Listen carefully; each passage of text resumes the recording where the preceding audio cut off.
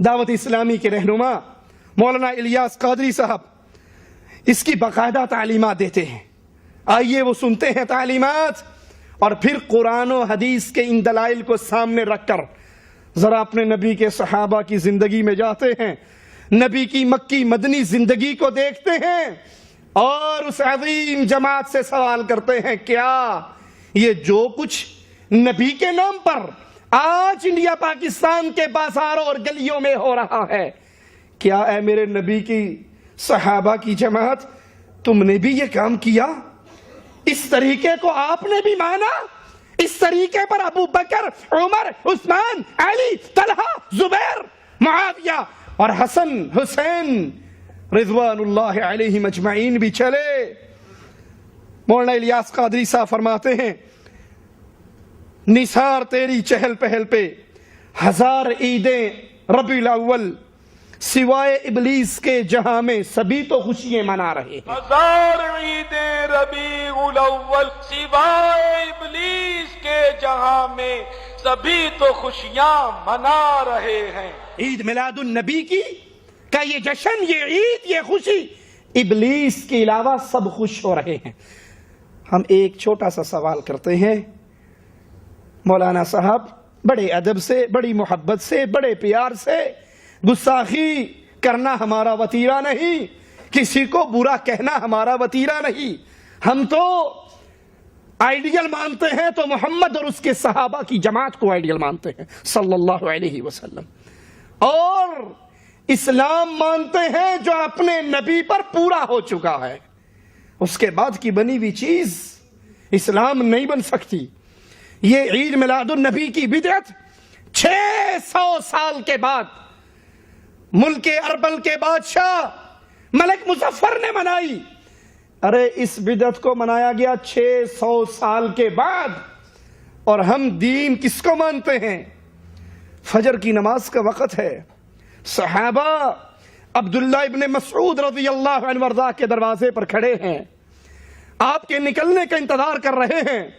جب آپ باہر نکلے تو ایک صحابی کہتے ہیں, اے عبد الرحمن, میں نے کوفے کی مسجد میں ایک منظر دیکھا ہے, آؤ آپ کو بھی دکھاؤں, آپ بھی دیکھ لو. یہ صحابہ کی جماعت مسجد میں پہنچتی ہے. کچھ لوگوں کو دیکھا ہوا جن کے دائرے بنے ہوئے, حلقے بنے ہوئے, ان کے سامنے پتھر پڑے ہوئے. ایک بندہ ان میں بول کر کہتا ہے 100 مرتبہ کہو سبحان اللہ. سارے 100 مرتبہ سبحان اللہ کہتے ہیں.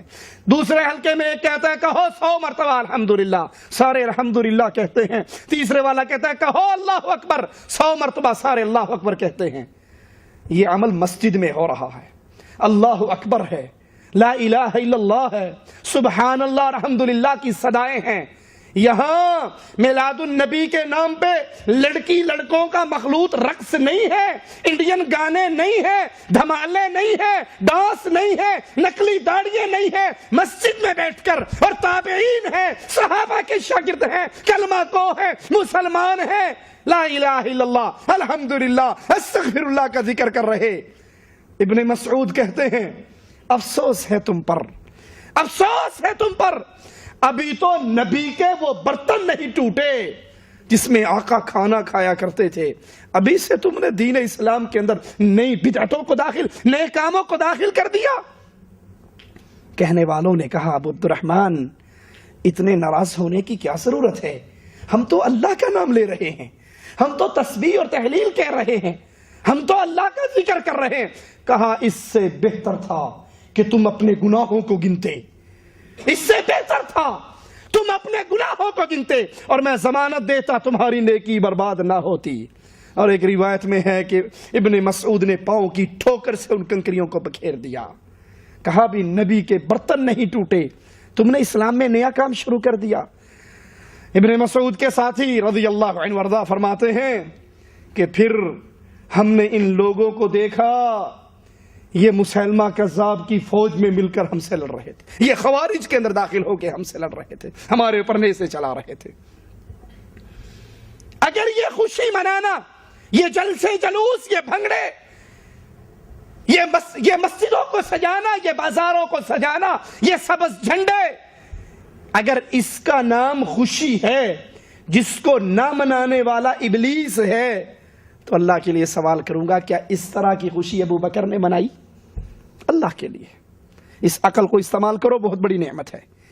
کیا ابو بکر، عمر، عثمان و علی، طلحہ، زبیر، بدر و احد والے مدینے کے بازاروں میں جلوس نکالتے تھے؟ کیا جھنڈے لہراتے تھے؟ آج تو نبی کریم صلی اللہ علیہ وسلم کی جوتی کا نقش نعلین پاک کے نام سے جھنڈے پہ بنا ہوتا ہے، اور ثم استغفر اللہ ثم استغفر اللہ، ایک طرف نبی کی جوتی کا نقش بنا ہوا ہے اور اس کے اوپر الصلاۃ والسلام علیک یا رسول اللہ لکھا ہوا، الصلاۃ والسلام علیک یا رسول اللہ۔ میں آپ کی جوتی پہ آپ کے ابو کا نام لکھ دوں تو برداشت کرو گے؟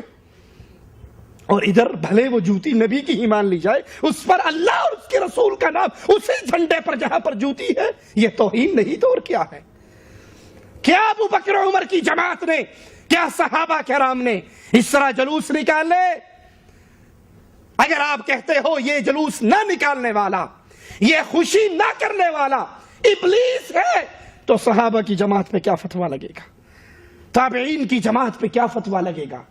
اس جماعت کے بارے میں کیا کہو گے جس کے بارے میں قائد اعظم محمد الرسول اللہ صلی اللہ علیہ وسلم نے فرمایا تھا، بہترین زمانہ میرا، پھر میرے بعد آنے والا، پھر ان کے بعد آنے والا بہترین دور شریعت میں، شریعت والوں کا محمد کریم کا دور، صحابہ کرام کا دور، تابعین اعظام کا دور، یہ بہترین ادوار تھے۔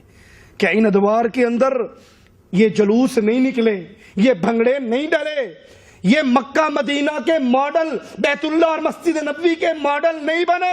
چار پتھر رکھ کر، مصنوعی پہاڑی بنا کر، گھر میں سے پائپ لا کر اس میں لگا کر زمزم کا نام نہیں دیا گیا، نکلی داڑیاں نہیں لگی، چمٹے نہیں بجے، گانوں کے رقص نہیں ہوئے، ڈھول گانے دھمال یہ نہیں ڈلی، تو یہ خوشیاں نہ کرنے والے اگر ابلیس ہیں تو ان پاک باز لوگوں پہ کیا فتویٰ لگاؤ گے؟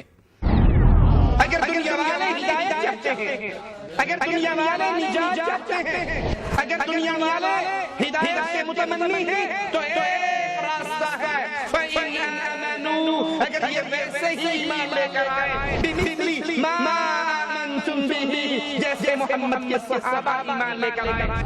یہ ربیع الاول کا مہینہ آیا، مکے کی زندگی میں آیا، مدینے کی زندگی میں آیا، یہ دن آتا رہا، کیا نبی نے زندگی میں ایک مرتبہ جشن عید میلاد النبی منایا؟